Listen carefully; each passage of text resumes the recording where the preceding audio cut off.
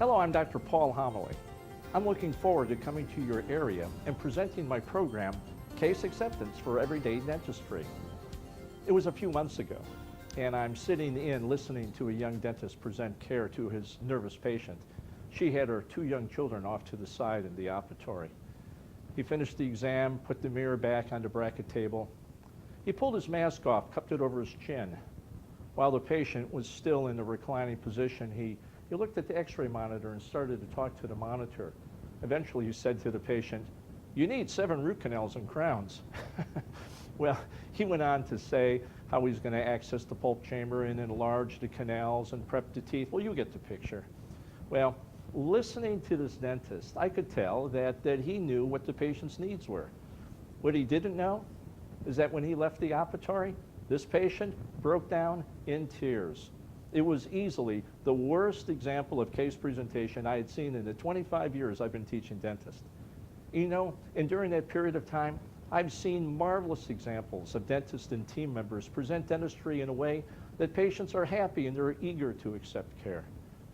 The big differences between the best and worst dentists and team members relative to case acceptance success is their point of view. It has very little to do with their clinical skill. It's all about the point of view. See, the dentists who are the worst at case presentation are the ones who see it as a technical presentation.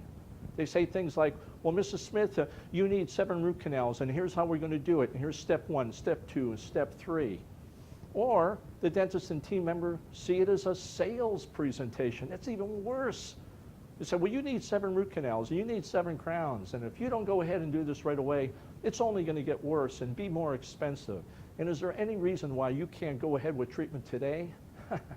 Now, the dentists and team members who are the most successful with case acceptance are the ones who see it as a leadership presentation. That's the focus of my presentation. It's how do we lead, not sell patients into care. Now, here's what you're going to learn.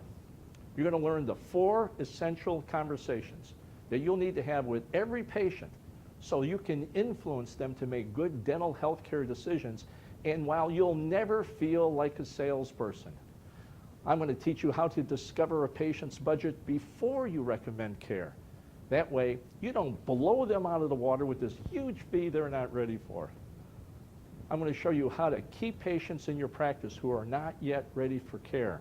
I'm talking about the big cases now, the $8,000, $10,000, $12,000, $15,000 case. Those cases where the patient can't do it all at once. How do you keep them in your practice so when they become ready for care, they'll choose you? I'm going to teach you how to talk about money so you're comfortable, your team members are comfortable, and your patients are comfortable. Now, here's a good way to prepare for this program. Go to my website. It's www.paulhomoly.com. In it, you'll find an 18-minute video called Case Acceptance for Everyday Dentistry. Watch it. It will give you some good ideas.